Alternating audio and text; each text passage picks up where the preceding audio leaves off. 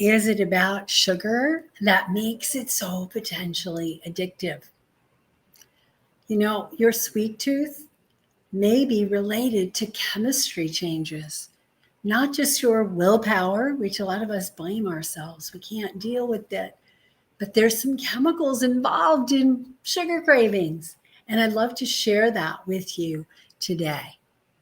So I wonder about this. If you understand what's going on behind your sugar cravings, if you understand the chemistry behind sugar cravings, if you explain to your patients as a health practitioner what's going on, do you think it might make a difference? Do you think people might feel more in control, knowing that there's some chemical imbalance that they can correct with the proper food, the proper nutrients, etc.? Well, let's find out on today's episode. So welcome back to the channel. I'm Dr. Rita Marie Loscalzo, and I'm super passionate about helping health and wellness practitioners really help their clients and patients get to the root cause of health challenges. And sugar is at the base of so many of these health challenges, that out of control feeling. I also love to help people to get to the heart of their health challenges and help you to make changes in your life, in your day-to-day, to support you in having the best health and the best life ever. So let's get started. The first thing I want to talk about is why it always seems so hard to satisfy sugar cravings in moderation. Notice that word, in moderation. There are many people who can have a bite or two of sugar and then move on. Quite frankly, I've always had a hard time understanding that until I understood the chemistry behind it, until I made the changes for myself that balanced that chemistry and allowed me to walk away from sugar, allowed me to say no to sugar. So let's just talk first about the brain. So there's an area in the brain called the hippocampus.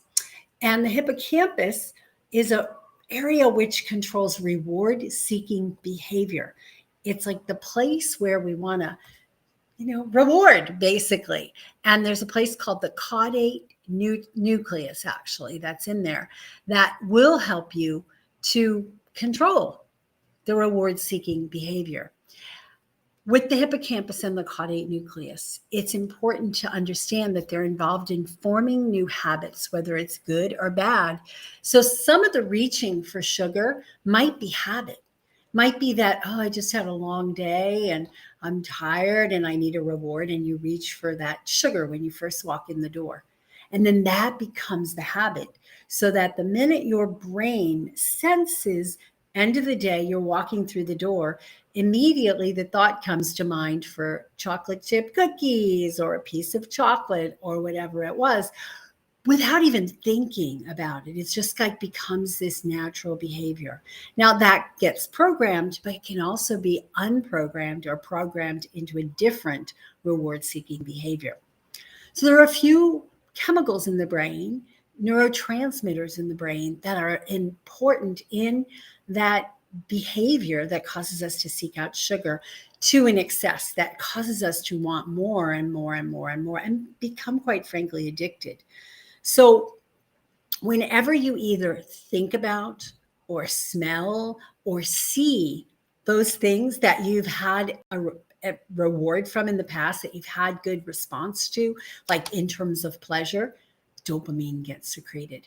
And then when the dopamine gets secreted, you start to experience the pleasure, and it seeks out more. It seeks out not just the look, not just the smell, but wanting to combine that with the taste.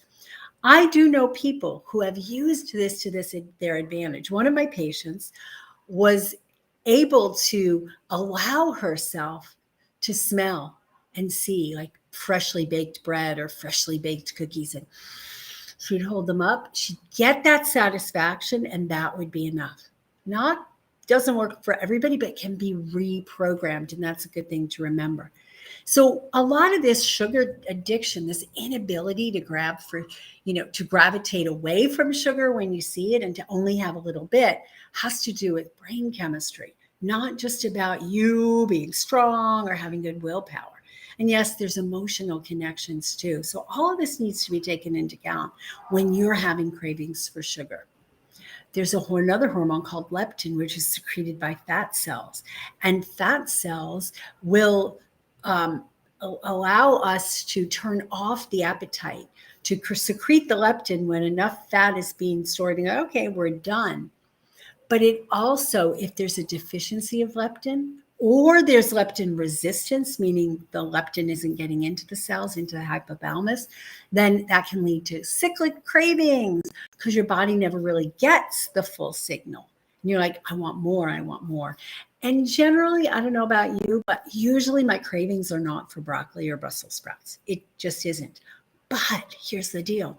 What I've found is if I satisfy my cravings, or at least I play this game with my body, with my brain. I say, okay, if you have a big bowl of broccoli, then you can have as much of the ice cream as you want. And what often happens when that broccoli is consumed, because it's so high in minerals, and we'll talk about minerals in a minute, we end up satisfying that physiologic need for more food. And we don't need or want as much of the sugar after that. So that's a good trick. Give that a try. And let your patients know to give that a try. And of course, they're getting all that extra broccoli with all the extra minerals and goodness. So what else? So insufficient sleep. Have you ever noticed that on days when you are tired, you haven't had enough sleep, that you're craving sugar all day, or you just can't get enough? It affects the balance between leptin and ghrelin, and sugar cravings the next day can be ridiculous. I mean, like totally ridiculous. So getting a good night's sleep is a super important tip for helping you if you're dealing with sugar cravings. Another hormone that gets into play is cortisol. So when you're under a lot of stress, it causes your cortisol levels to rise. And cortisol causes your body to seek out sugar to try to get away from the hungry tigers. And so what it does is it can release sugar from stores, causing a rapid rise in insulin. And then that rapid rise in insulin can create the craving for more sugar. So these are all things that happen naturally in your body. So when you're beating yourself up and creating more stress over your sugar cravings, you could be making it worse. Sugar also increases serotonin. So when we eat sugar, we increase our levels of serotonin, which is often called the feel-good hormone. So if you're feeling sad or depressed, you've come to learn over years of satisfying it with like reaching for the cookies or the candy.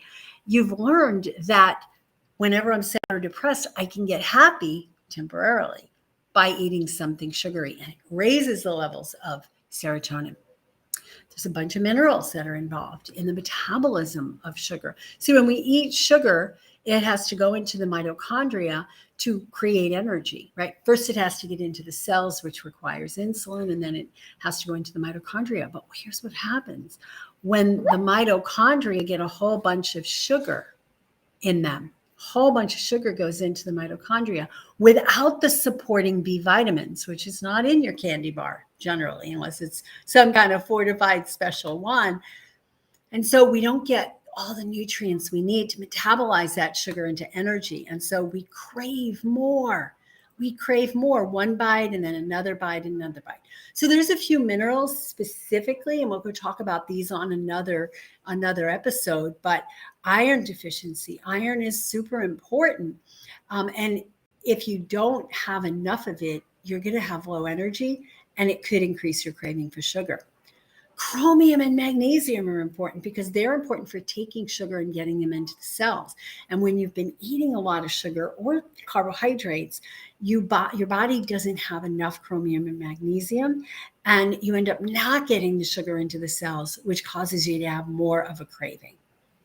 Other minerals like sodium and potassium, they affect hydration status. And when you're dehydrated, you're more likely to crave sugar. So all of the minerals that are related to carbohydrate metabolism, all the minerals that are related to taking the sugar or the carbs, turning it into fuel through the mitochondria, those all contribute to sugar craving. When you have a low carbohydrate diet, generally it's a higher fat or higher protein diet. But when we try to do a really low fat or a really low protein diet, oftentimes it makes the sugar cravings worse because the fat and the protein lead to the release of a hormone called cholecystokinin, CCK for short. And that reduces appetite and hunger and the desire for more carbs. So a very low fat or very low protein diet is likely to lead to low CCK, which is going to have you crave the carbs and crave the sugars, even if you're eating a lot, right? A lot of people go on a low fat or low protein diet and they eat a lot of carbs, like even good carbs, right? In the form of whole grain, I don't know, brown rice or wild rice or whatever. But because they are low in fat, the CCK is inhibited and it tends to turn off, it doesn't turn off the appetite and we get a craving for sugar. Opioids play a role, and I'm going to do a whole other video on the role of opioids in sugar cravings and how actually you're becoming addicted to sugar because it creates an opioid reaction in the brain. Opioids are extremely addictive, and we want more and more and more and need more and more and more to satisfy and get the same high as we did before. So, things like simple carbs, flour and sugar can, because they cause the raise of insulin, create this addiction cycle. And insulin is supposed to help all the sugar get into the cells, but we become resistant to it. And we have some other videos that we'll be sharing with you on the whole addiction related to insulin control. Research on artificial sweeteners, which we think, how could they affect? No, they do, because they have a contribution by adding to the insulin load. They actually can trigger the release of insulin, which puts us into that cyclic craving. In a nutshell, sugar contributes to the release of opioids. It contributes to the release of serotonin. It contributes to the release of dopamine. And it depletes our minerals and our B vitamins. All of that leave you craving sugar. All of that make you feel like a drug addict when it comes to sugar. I remember when I used to be addicted to sugar, and it was bad. Ice cream was my drug of choice. And I would literally stand at the refrigerator door, the freezer door, and eat a spoonful, put it back, eat a spoonful, put it back, and just be driven back to get more and more because I couldn't stop. I made a video about this, and I'll share the link in the comments. Just let us know in the comments and we'll share the link there, because it's a wonderful video that really exemplifies my addiction and can help you to see that you're not alone. You're not alone in this sugar addiction. So subscribe to the channel. You'll be getting notifications every time we do this. We mostly do lives, although we will be making some more videos in the future, but mostly I like to go live. So put in your requests in the channel for other topics you'd like us to go live about. Let's create a conversation. Talk about us. Tell us about your sugar addiction, and we'll help you and we'll support you in getting over it. All right. One of the things that we have coming up is a webinar series that will help you address insulin resistance. So also put a note in the comments, and as soon as we have that link, we'll share it with you. And until next video, watch the other videos in the series. You can see some of them up above, and let's keep making the world a better place by helping our patients and our clients to get to the root cause. And if you're working on yourself, we can make the world a better place by creating healthier, happier people that don't have addictions, that just live, use food as medicine, and then move on. So until next time, stay healthy, stay happy.